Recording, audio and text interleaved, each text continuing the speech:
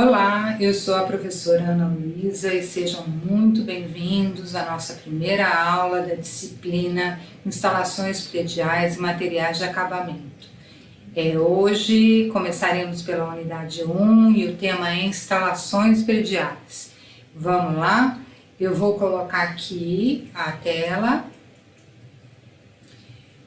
E o assunto de hoje será os sistemas elétricos e os sistemas de telecomunicações. Num processo de projeto, quando a gente fala de instalações prediais, a gente está se referindo aos projetos complementares. O que são esses projetos complementares? São projetos de sistemas que orbitam em volta do projeto de arquitetura, que vão fornecer serviços para essa edificação, de modo a garantir o conforto, a segurança, a higiene e a eficiência para o usuário, a eficiência dessa edificação. Os sistemas principais de instalações prediais são os sistemas elétricos, os sistemas de telecomunicações, os sistemas hidrossanitários, que abordam o abastecimento de água e de esgoto, as instalações de gás, sistemas de ar-condicionado e ventilação, tem os sistemas de segurança, tem os sistemas de proteção contra incêndio e alguns outros, Então, os principais são esses que a gente falou aqui. Os projetos de instalações prediais, esses serviços, eles são todos regulados também, Eles têm leis que regem eles, federais, tem leis municipais, e eles também são normatizados pela ABNT, Então tem muitas normas técnicas que vão regular esses serviços. E também as próprias concessionárias que fornecem esses serviços, eles têm as suas regulações. Tá? Então, considerando o fluxo de projeto, esse processo do projeto, quando que esses serviços complementares começam a aparecer nesse processo, Eles entram e começam a ser definidos após o projeto de arquitetura definido. No nosso caso de design dos interiores, eles vão começar a ser definidos após a definição do layout, A definição do layout é um marco importantíssimo, para a definição desses sistemas. Então vamos começar pelo sistema elétrico, que eu arrisco aqui a dizer que é o sistema mais complexo, e talvez o mais abrangente numa construção. Vamos entender primeiro o que significa a energia, Então, a energia é a capacidade de realizar trabalho, causar mudanças ou colocar algo em movimento. Ela é uma grandeza física abstrata porque ela não pode ser vista e nem você não pode pegar, mas ela pode ser sentida, Você sente a eletricidade, consegue sentir a eletricidade, quando você leva um choque, mas você não pode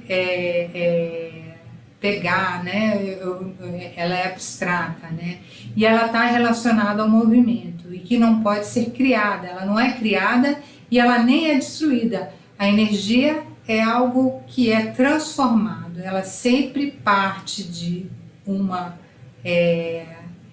força que gera energia. Então a gente tem exemplos de energia, a energia mecânica, ela é transformada através de movimentos, a térmica através do calor, a química através de reações químicas, a nuclear fissura de átomos, provoca, do urânio, né, que provoca essa energia nuclear, e a gente tem a energia elétrica, que é provocada pelo movimento de elétrons, né? E como é essa energia elétrica exatamente? Então, ela é um movimento de elétrons, né, gerado por uma força, por meio de um condutor, que geralmente são os fios metálicos, né? Então, a energia elétrica, ela é produzida, transportada e utilizada por meio de circuitos elétricos. Ela é gerada a partir de diferentes fontes de energia, que transforma em eletricidade e distribuída para o consumo por meio dos circuitos. E como são essas fontes de energia elétrica? A gente tem dois tipos de fontes de energia elétrica. A gente tem as fontes renováveis, que é aquela cuja fonte é resposta imediata pela natureza, é reposta imediatamente pela natureza. Então, a perda dela é muito rápida, né? Ela é reposta muito rapidamente. Então, como exemplo, a gente tem as hidrelétricas, né, que usam a força da água em movimento para gerar energia. A gente tem a solar, que capta a luz do sol e transforma em energia. A gente tem a eólica, que capta os ventos, né, como que o vento faz o movimento e aí gera energia. E a gente tem a biomassa, né, que converte os resíduos orgânicos em eletricidade. E a gente também tem as fontes de energia elétrica não renováveis. Essas fontes são fontes que não podem ser repostas em uma escala de tempo humanamente relevante. Elas levam bilhões de anos para ser reposto, né? Então, como exemplo de energia não renovável, a gente tem o petróleo, a gente tem o carvão mineral, né, o gás natural, né, que a gente e o urânio.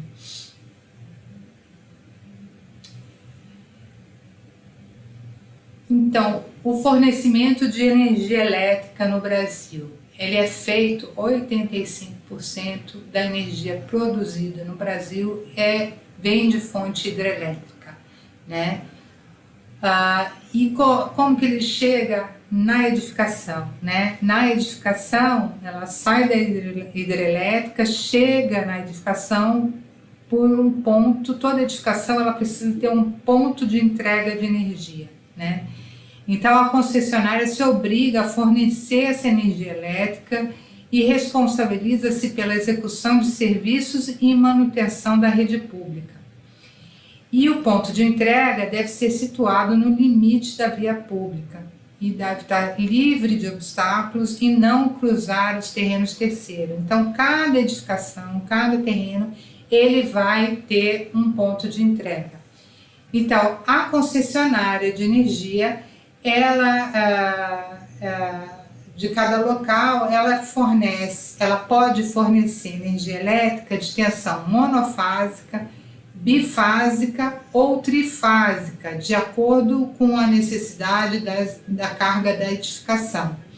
Então, a monofásica, ela é constituída por dois fios. Ela é um fio neutro e um fio de fase. Depois a gente vai ver o que é esses fios neutro e fase. E quando é monofásico, ela aceita a carga total da edificação até 12 kW, certo? Então, são para uso pequeno, né? A bifásica constitui de 3 fios. Eu tenho 2 fases e eu tenho um neutro, né? E ela deve ser instalada para uma carga total entre 12.000 a 25 kW. E a gente tem a trifásica, que é a mais comum nas cidades brasileiras, né, que alimentam edificações maiores, como um edifício de apartamento. O mais usual é essa trifásica. E ela vai ser instalada para uma carga entre 12 até entre 25, desculpe aqui está errado, até 75. Aí a gente tem três fases e um neutro, né? Que ela é constituída por 3 fases e um neutro. E aí chega no nosso ponto de entrada, que é o ponto de entrega dessa instalação elétrica, né? Então, esse ponto de entrega, ele é normatizado também e precisa seguir regras, né? Então, numa edificação, eu preciso ter, geralmente nas cidades brasileiras, ele é constituído por um ramal de ligação. Então a gente tem aqui o poste da rua com o transformador e o aterramento do poste. Então chega a minha eletricidade nesse poste da rua e aí eu tenho um ramal de ligação que me leva até um poste particular. Essa ligação ela desce até nesse poste particular, e aí ela desce até as caixas, né, que é a caixa de medição, e ela faz aqui um aterramento, né? E aí desse quadro de medição, é uma caixa de entrada, depois que vai para o aterramento, depois vai para a caixa de medição, né? Então essa caixa de medição, ela tem que estar dentro do terreno, né? A eletricidade já está aqui dentro do terreno, né? Então, o ponto de entrega da edificação deve estar situado no limite da via pública, próximo à rua, né? Estar livre de obstáculos e não cruzar com terrenos de terceiros, né? Para a gente estudar aí um pouquinho mais essas instalações elétricas aí dentro da construção, vamos entender um pouquinho do conceito dessas forças que acontecem aí na instalação elétrica. Então, o que é a tensão elétrica? A tensão elétrica é a medida em volts, né? A gente mede ela em volts, é a unidade dela, e pode ser entendida como uma força externa que faz com que uma força que faz com que os elétrons se movimentem dentro de um condutor, gerando fluxo de corrente elétrica. E o que é corrente elétrica? A corrente elétrica, a gente mede ela, a unidade dela é ampere, né? E é o fluxo ordenado de cargas elétricas, geralmente elétrons, através de um material condutor com fio metálico, como um fio metálico, né? Então, geralmente esse fio condutor aí metálico, e aí ele carrega essa energia elétrica para os dispositivos, aí para os pontos terminais, que seriam os equipamentos, né, os dispositivos que vão usar essa energia elétrica, né, permitindo que eles funcionem, né. E potência, né, a potência, ela é a tensão vezes a corrente, né, que é o volt vezes o ampere, que ela dá uma unidade que se chama VA, mas ela também é igual à unidade watts, tá? Então, em alguns lugares vocês vão ver VA e outros lugares vocês vão ver o watts, né? A potência elétrica é a medida da quantidade de energia elétrica consumida ou gerada por um dispositivo em um determinado período de tempo. Em outras palavras, ela representa a rapidez com que a energia elétrica é convertida em outro tipo de energia, como luz, calor e movimento. Isso vai depender de cada aparelho, de cada dispositivo, né? Então, a corrente elétrica, ela chega nesse ponto de entrega, esse desenho aqui, esse esqueminha aqui é bom para mostrar isso. Então, ela chega da rua por meio desse poste, né, que vai até o quadro de medição, ele tem o aterro e aqui ele vai para distribuição, né? Então aí ele tem a transmissão da energia elétrica, ela pode ser dividida em dois circuitos elétricos dentro da edificação. Um é o circuito de distribuição, que é do medidor, né, que está do lado de fora da construção, então que recebe lá da rua, ele vai distribuir, ele vai levar essa energia para o quadro de distribuição, né? Então o circuito de distribuição vai até o quadro de distribuição, onde vão do quadro de distribuição saem os circuitos terminais, né, que vão para os locais, né? Então eles partem do quadro de distribuição e distribuem-se para a alimentação dos pontos de iluminação e de tomadas, certo?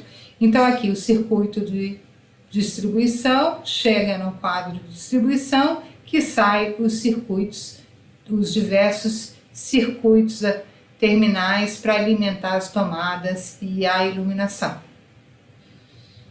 Então, dentro desse circuito, a gente corre 3 fios importantes, né? E são 3 fios condutores. Um é o fio fase, que ele está sempre com energia elétrica, é aquele que você não pode tocar, que você leva um choque, né? Então, ele é de cor vermelho, ele tem de cor preta ou marrom, né? A convenção dele. Então, quando você vê um cabo, né, elétrico, ou o fio que tem eletricidade, ou é vermelho, ou ele é preto, ou ele é marrom, tá? E aí depois é o outro, que é o fio neutro, né? Esse neutro, ele não passa eletricidade. Ele, se você tocar nele, você não vai levar um choque. Eu não aconselho tentar, mas você não leva choque. Então, sua principal função é fechar o circuito elétrico e garantir o retorno da corrente elétrica ao sistema de distribuição. Então, ele garante o que? Ele garante a estabilidade do sistema e a velocidade desses elétrons, né, dentro dessa corrente elétrica, né? Então, ele equilibra as tensões do sistema. Geralmente, eles são na cor azul ou na cor branca. E a gente tem o fio terra, que é o condutor de proteção, pois está conectado com o sistema de aterramento da edificação. Então, sempre quando a gente tem sobrecarga, ele é diferente do neutro, porque ele não devolve o elétron quando tem sobrecarga, ele não devolve o elétron para o sistema, ele joga no aterramento, né, protegendo esse sistema, né, seria para proteger o sistema. Então, ele é na cor verde ou amarelo. Geralmente, ele é nessas 2 cores, certo? Então, a gente chegou aqui no quadro de distribuição, né? Veio da rua, pelo circuito de distribuição, chegou no quadro de distribuição, né? E aí, no quadro de distribuição, é o centro de toda a instalação elétrica de uma unidade residencial, né? Ele recebe os condutores que vêm do quadro de medição, né? E nele ficam localizados os dispositivos de proteção dos circuitos terminais. Nele ficam os disjuntores, né? Então, os disjuntores, eles são um dispositivo de proteção elétrica que vai dividir a carga em circuitos, né? Então, quando tem sobrecarga num circuito, ele desliga, né? E ele interrompe esse circuito. E aí ele protege o sistema, né? Então, a energia chega no disjuntor para distribuir, né? E vai dividir toda essa energia pelos diferentes circuitos que vão distribuir pela edificação. Então, deles partem para a alimentação dos pontos de iluminação e tomadas de uso geral, as tomadas de uso geral, as TUGs, e as tomadas de uso específicos, que são as TUIs, que os engenheiros elétricos chamam de TUGs, e as TUIs, né? Então, sai do meu quadro de distribuição, alimentação, né, para iluminação, que geralmente é feita com fase neutro, aí as tomadas, que é fase, neutro e terra, né, de proteção, vão para essas, por exemplo, o chuveiro, ele recebe uma tomada de uso específico, porque ele precisa de uma carga maior, aí geralmente são 2 fases e terra, né? Tomadas, uso específico aqui também de aquecimento, uma torneirinha de aquecimento, né? Então, a partir desse quadro de distribuição, né, distribuído essa energia para todas as tomadas, né, da construção. Então, vamos entender como é que funciona, mais ou menos, é só para a gente ter uma ideia, né, de como corre essa energia, né. Esses são tomadas de uso geral, né, e sai do quadro, se vocês veem, saem 3 fios do quadro de distribuição. Então, o primeiro que está conectado no disjuntor, que é o que passa a eletricidade, ele vem do disjuntor desse dispositivo de proteção, e ele vai para o circuito alimentando essas 2 tomadas aqui, né? Junto com ele sai o fio neutro, que está vindo lá de fora, o fio neutro, né? E chega nesse barramento aqui, e daqui ele parte para o circuito também, vai junto com o fio fase. E o outro é o fio terra, que também tem um barramento específico, que sai o fio terra e vai para o circuito, né? Então, toda tomada ela tem um fio, aí daqui ela sai para alimentar essa tomada do fio fase, que passa eletricidade. O do fio neutro vai para a tomada para poder equilibrar, se tiver alguma sobrecarga, ele volta com os elétrons, para o sistema, né, para a corrente. E tem o fio terra, né, que é esse terceiro fio que ele vai aterrar no caso de sobrecarga, certo? No caso de lâmpada, né, esse do lado esquerdo é um dimmer, né? O dimmer ele é um interruptor de lâmpada de iluminação que ele regula a intensidade da luz, né? Eu posso reduzir e aumentar a velocidade. Ele funciona em termos de instalações, ele funciona parecido com uma tomada, né? Então o que acontece? Sai o fio fase, né, e distribui para as lâmpadas, e sai o fio neutro ali desse barramento que distribui também para o circuito das lâmpadas. Como que acontece isso? Eu tenho esse fio fase, a lâmpada acontece, quando eu desligo o interruptor, ele corta, né, a entrada de energia, né, nesse esqueminha. E aí, quando eu ligo o interruptor, aí ele passa por essa tomada, vai até por meio desse retorno, vai até a lâmpada, né? E aí liga a lâmpada. Se eu desligo, interrompo aqui, ele desliga a lâmpada, certo? Então, mas aí aqui o dimmer, ele controla a quantidade, né, de eletricidade que vai alimentar essa lâmpada. E as tomadas de uso específico são o mesmo esquema que a tomada de uso geral, só que com mais fases, né, com mais potente, né? Esse fio da fase, ele tem mais carga, né? Então, o que a gente vai fazer com essa informação, né? Então, agora a gente tem que aplicar isso em projeto, né? E uma das coisas mais importantes é a gente saber ler esses projetos dessas equipes complementares, né? Então, a gente precisa saber conversar com eles. Então, é isso que a nossa disciplina vai abordar. A gente precisa entender como que a linguagem desses complementares para poder aplicar no nosso projeto e aplicar na nossa vida profissional, né? Então, a simbologia que é usada nos projetos elétricos, ela vem de uma norma que é essa 5441 de 1989, só que ela já foi cancelada, né? E nenhuma norma substituiu.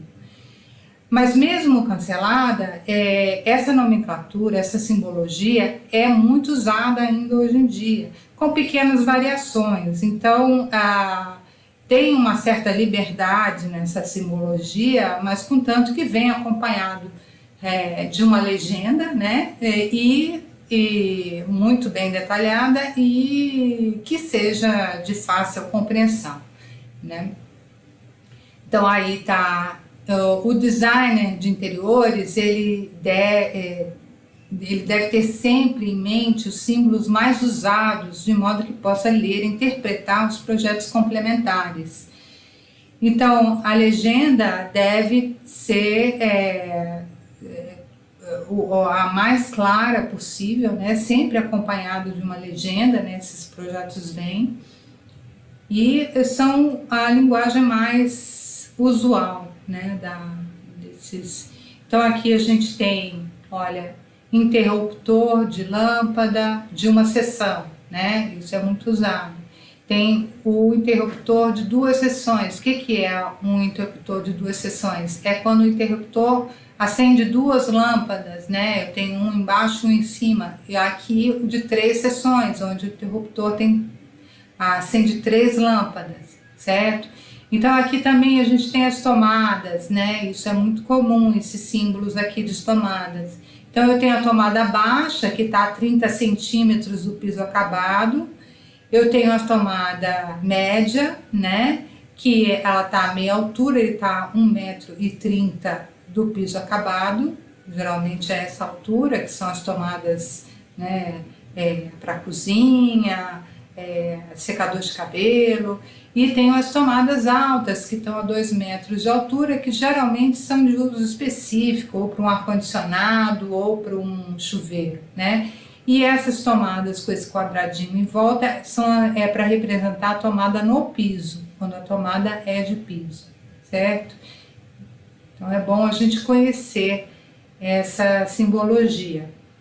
Aqui eu estou mostrando para vocês, é um projeto de instalações elétricas, tá? Eles usam um esqueminha de representação que eles chamam de diagrama unifilar, né? Onde eles vão mostrar cada circuito, né? Eles têm um esquema. Então, o diagrama unifilar é uma forma de representação gráfica simplificada de um sistema elétrico. Ele mostra com clareza e objetividade os principais componentes e conexões de uma instalação elétrica. É a forma mais utilizada nos projetos elétricos, que também precisam ser compatibilizados com o projeto arquitetônico e os demais complementares. Então, vamos tentar entender um pouquinho aí primeira coisa, para a gente conseguir entender essa confusão aqui desse projeto elétrico, localizar o quadro de distribuição. Então aqui a gente vê que o quadro de distribuição está aqui nessa parede, e dele está saindo essas ligações, esses dutos, né? Então eu tenho um duto saindo para cá, tenho um duto saindo para lá, tenho um duto saindo para esse quarto dormitório aqui, e geralmente eles saem do quadro de distribuição e vão para esses locais que são, geralmente, são caixas, tem uma iluminação aí, mas eles são uma caixa de passagem, né? Geralmente quando não tem forro, uma distribuição, geralmente a iluminação fica nesse local mesmo, mas eles são aproveitados também como local de passagem de dutos, né? Então aqui eu consigo ver, por exemplo, nesse dormitório, né? Nesse dormitório aqui está saindo um duto do quadro de distribuição e nesse duto está saindo, olha, está passando 1, 2, 3, 4, 5 circuitos, né? 5 circuitos está entrando aqui nesse quadro de distribuição. Então vamos ver para que servem esses circuitos. Então eu tenho o circuito 1, o que é o circuito 1? Pelo que eu estou vendo aqui, o circuito 1 é todo de iluminação. Então o circuito 1 ele está passando aqui, vindo para cá, nessa iluminação aqui, certo? O circuito 1, aí ele vem para cá também, olha aqui, o circuito 1 nesse duto aqui também, chega nessa iluminação aqui. E aí, daqui também, aqui ele termina aqui, né? Ele não vai mais para nenhum outro lugar. Aí ele sai de novo, o circuito 1 ele sai de novo para cá, né? E alimenta essa iluminação aqui. E ele também sai para cá, olha ele aqui, 1, e alimenta aqui. Todos são alimentados pelo circuito 1. Então a gente já sabe que o disjuntor 1 ele comanda a iluminação, né? E aí, assim por diante. Nesse duto aqui que está saindo, tem saindo o circuito 2, é o disjuntor 2 lá no quadro, né? E aí o disjuntor 2 está indo para onde? Olha, ele está alimentando essa tomada aqui, que é uma tomada baixa, e ele também está vindo para cá, olha, o circuito 2 aqui, está vindo para cá, para essa tomada aqui. E aí o circuito 2 vai para lá? Não, aí o circuito 2 morre aqui. Aí quem está indo para lá é o quê? É o circuito 3, o 4 e 5, né? O que é o circuito 3? Então, vamos ver para onde está indo o circuito 3. O circuito 3 está vindo para essa tomada aqui, certo? Que é uma tomada média. E ele também está aqui nessa tomada aqui, né? Então, ele vai alimentar esse circuito 3 vem para cá e depois ele vem para cá, para essa tomada aqui. O circuito 4 também está vindo aqui, ele vai ter uma tomada média aqui e a tomada média aqui, né? Então, a gente vê que esse aqui é a cozinha, que tem várias tomadas médias, né? E aqui está vindo um circuito de uso específico, né? Por que eu sei que o 5 é de uso específico? Porque ele está alimentando aqui, ó, essa tomada média aqui, que vem indicada com uma 2.500 watts, né? Então é muita coisa. Então é para alimentar, uma tomada de uso específico para alimentar algum forno ou alguma coisa assim na cozinha, certo? Então assim a gente vai lendo, né, conseguindo entender esses circuitos. E aqui que são essas bolinhas aqui, né? As bolinhas, segundo a simbologia da norma, os interruptores são representados por bolinhas, né? Então aqui diz assim, eu tenho uma bolinha de 2 seções, né? Eu tenho o A e tenho o B. Significa o quê? Que eu tenho um interruptor que está ligando essa lâmpada A e eu tenho outro interruptor que está ligando essa lâmpada B, certo? Eu tenho aqui 2 bolinhas, né? 2 bolinhas que mostra que é um interruptor paralelo. O que é um interruptor paralelo? Significa que esse interruptor aqui, ele liga essa lâmpada C, e esse aqui também, ele vai ligar ou desligar essa lâmpada C. Então eu posso, isso aqui é um paralelo ou three-way que eles chamam, né? Eu posso ligar essa lâmpada aqui e desligá-la aqui, ou ligar aqui e desligar aqui, né? Então é um interruptor paralelo, certo? Professora, eu vou ter que fazer essa planta? Meu Deus do céu! Não, tá? Você tem que aprender a ler essa planta, você tem que entender essa planta.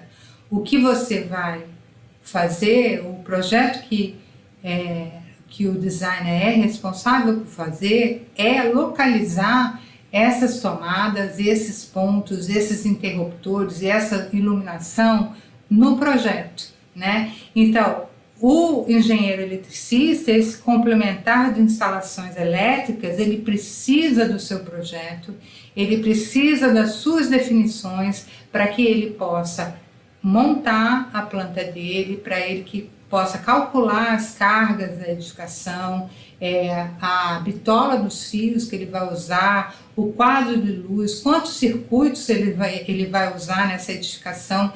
Para tudo isso, ele precisa da definição do designer na planta de layout, certo? Então, se não tivesse o layout definido, o que seria aqui nesse quarto dormitório 1, por exemplo? Eu teria, se colocasse isso na mão do engenheiro elétrico, ele ia jogar uma tomada aqui e outra tomada aqui, né? Mas só que não é isso que está acontecendo. Aqui eu já estou fornecendo uma informação para ele muito definitiva, né? Eu tenho duas camas nesse quarto e eu quero uma tomada na cabeceira de cada cama, né? Então mostra bem essa definição que aqui eu tenho uma tomada alta, aqui eu tenho chuveiro elétrico, aqui eu tenho a lavanderia, eu posicionei aqui as minhas tomadas médias para que vai, aonde vai cada elemento na lavanderia, né? Então essa planta é a planta que o designer vai produzir para esse complementar, né? E aí também tem a planta de elétrica, a gente vai definir. A outra forma de mostrar o interruptor, né, de representar o interruptor é por forma desse S, que eu prefiro, porque eu acho que a bolinha ela acaba confundindo com a própria luminária, né? Então o S acaba sendo mais a gente consegue diferenciar melhor o que é iluminação, o que é arandela, o que é, né, interruptor. Então esse S ele é acompanhado de um númerozinho que fala qual é o circuito da iluminação que faz parte e qual é a iluminação que está acendendo. Então esse aqui, o S, o interruptor 1A, ele está aqui acendendo essa lâmpada aqui do circuito 1 e a lâmpada A, né? E assim por diante. Nesse caso aqui, eu estou usando nessa edificação, ela só tem um circuito para iluminação, né? Mas se tivesse dois circuitos, eu teria aqui S2A, e aqui seria a iluminação 2A, porque está saindo do quadro de distribuição dois circuitos, enfim, e assim por diante. Então é isso, né? A gente tem essas normas técnicas que são as mais importantes, referentes aí, que vale dar uma folheadinha aí para entender um pouco melhor, e se a gente precisar consultar alguma coisa, tudo, a norma que é 5.410, que é instalações elétricas de baixa tensão, essa daí é que rege, abrange mais aí essa disciplina da instalação elétrica, né? Então ela é boa para consulta, né? E aí vamos fazer a nossa quiz, né? A nossa perguntinha, o nosso questionáriozinho.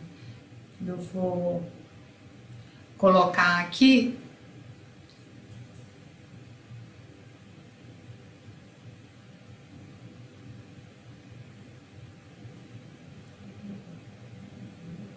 E agora, respondido, vamos ver qual é a resposta à nossa questão. Então, a questão 1, as fontes renováveis são aquelas que se regeneram naturalmente em um curto período de tempo e, portanto, são consideradas inesgotáveis no longo prazo. As fontes não renováveis são aquelas que demoram milhões de anos para se formar e não se regeneram na mesma velocidade em que são consumidas. Assinale a alternativa que indique apenas energias renováveis. Então vamos lá. Na letra A a gente tem a hidrelétrica, gás natural, eólica e solar. Então qual que não é renovável aí? É a gás natural, certo? B, a hidrelétrica, gás natural, biomassa e carvão. Aí a gente tem duas não renováveis, né? A gente tem a gás natural e tem o carvão. E aí a C, a gente tem petróleo, carvão, urânio e eólica, né? Que é a só eólica, que é renovável. E a D é a resposta certa, que tem a biomassa, solar, a eólica, a hidrelétrica, são todas energias renováveis. E a letra E tem a solar, urânio, gás natural e petróleo. Então, a única renovável aí é a solar. Então, a resposta é a resposta D, certo? E agora vamos abordar o sistema de telecomunicações, né? Quais são os conceitos e como é que funciona esse sistema de telecomunicações. Além da energia elétrica, a conexão à internet e as demais telecomunicações também necessitam de um projeto específico, né? Então, ele é um ramo da engenharia elétrica, né, as telecomunicações, que ele vai tratar do projeto, da implementação e da manutenção dos sistemas de comunicações. O objetivo principal é atender à necessidade da comunicação à distância. Então, a rede de telefonia, né, as instalações prediais de telecomunicações, elas abrangem os seguintes serviços, né? Esses são os principais. É a rede de telefonia, né? Rede de internet, TV a cabo e antenas, interfonia, né? Interfone, portaria eletrônica e automação residencial e predial, né? Então, o sistema de telecomunicações, ele é uma concessionária diferente da concessionária de sistema elétrico, né? Mas ela usa o poste, ela aproveita o poste e a infraestrutura do sistema elétrico para poder chegar nessa edificação. Então, ela vai descer por esse poste particular e ela vai para uma caixa específica, onde ela vai ser distribuída, né, numa rede, num circuito específico, né? Então, o sistema de telefonia precisa de um projeto específico e deve ser compatibilizado com os demais projetos. Ele é parecido com a instalação elétrica, mas só que ele é independente, né, da instalação elétrica, apesar de usar o mesmo poste de entrada, né? E aí ele tem uma caixa de entrada. Então ele desce pelo poste e vai para essa caixa de entrada. Ele desce por uma tubulação e chega na edificação. Quando ele chega na edificação, ele chega numa caixa de distribuição, né? Então, geralmente ele segue pelo piso e pela parede, chega nessa caixa, onde ele, dependendo da demanda da edificação para a telefonia, né, o tamanho da edificação, essas caixas elas têm as dimensões diferentes, né? Então, e depois elas saem da caixa de distribuição, elas saem para ir alimentar os pontos, né, de telefone, que são as caixas de saída. Então, as caixas de saída, elas podem ser de parede ou de piso, né? Então, elas geralmente estão a 30 centímetros do piso quando é baixa, quando é média é 1,30, certo? E ele é 1,30 do piso acabado, tá? As caixas são usadas para passagem de fios telefônicos ou de tomada telefônica. As tubulações telefônicas são dimensionadas em função do número de pontos telefônicos previstos para edificação.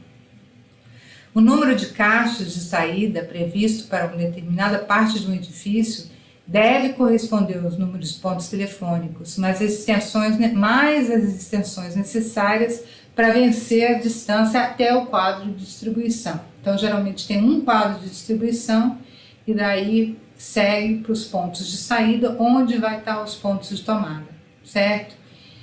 Então, a gente tem como prever um pouco, né, assim, a gente faz uma previsão do uso dessa rede de telefone, né? Então, se a gente pegar esse uso residencial e de apartamento, a gente consegue prever no mínimo uma caixa de saída na sala, na copa, na cozinha e em cada quarto, né? É o que se pede geralmente. Então, na sala, de preferência no hall de entrada, se houver, e sempre que possível, próximo à cozinha, na parede a 30 centímetros do piso. Nos quartos, ao lado da cabeceira das camas e na parede oposta à cama para o ponto de cabo, onde chega o cabo de TV ou fibra ótica, né? Todos na parede a 30 centímetros do piso. Na cozinha, é bom ter um ponto localizado a 1,5 m do piso para a caixa de interfone, né, ou telefone. E essa caixa não pode de jeito nenhum estar perto de fogão, né, geladeira ou armário, né, atrapalhando a pessoa que atrapalhando o serviço da cozinha, a movimentação lá da cozinha, né. Nas lojas, as caixas de saída não devem ser projetadas nos locais onde estiverem previstos balcões, devem, né, ser projetadas perto dos balcões, das caixas registradoras e das empacotadeiras e mesas de trabalho, evitando-se as paredes nas quais estiverem previstas prateleiras ou vitrines. Então, não colocar onde vai ter prateleira e também não colocar na vitrine, né, um ponto de telefone, né. Escritório. Nos escritórios costuma-se calcular a seguinte forma: quando tiver mais de 10 caixas de saída, elas devem ser distribuídas equidistantemente, né? Elas têm que ser equidistantes. Se elas têm mais de 10 caixas, é bom criar uma canaleta pelo piso, né? Que costuma quebrar o piso e colocar uma canaleta para essa tubulação de telefonia. Ou então, geralmente o que acontece hoje em dia mais comum, é piso elevado nos escritórios, né? E aí você consegue distribuir as caixas não só pelas paredes, mas pelas estações de trabalho também no piso, né? Geralmente ficam embaixo de uma estação de trabalho, né?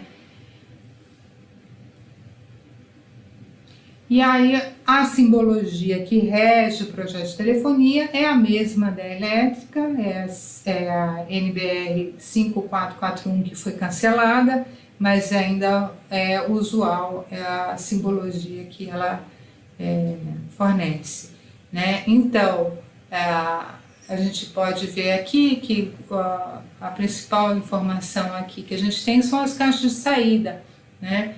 Que é o triângulo oposto da tomada, né? Então, ele é a direção oposta do triângulo da tomada. Então, a de parede a 30 centímetros do piso, ela é vazada, e uma tomada média, né, ela é pintada pela metade, e essa aqui com a bolinha por fora é a tomada no piso. Aqui está um projeto de instalação de telefonia bem simples, mostrando uma distribuição de telefones em cada ambiente. E a norma que alguma referência aí sobre a instalação de projetos de telefonia essa 14.316, né? E agora vamos responder aí essa questão e eu vou tirar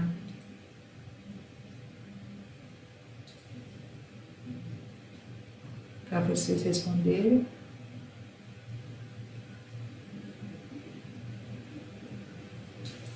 E agora vamos para a resposta.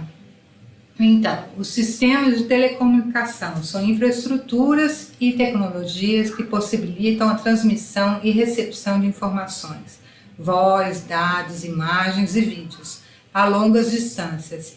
Eles são essenciais para a comunicação moderna e englobam redes de telefonia, internet, rádio, TV e satélites. A seguir, assinale a alternativa correta.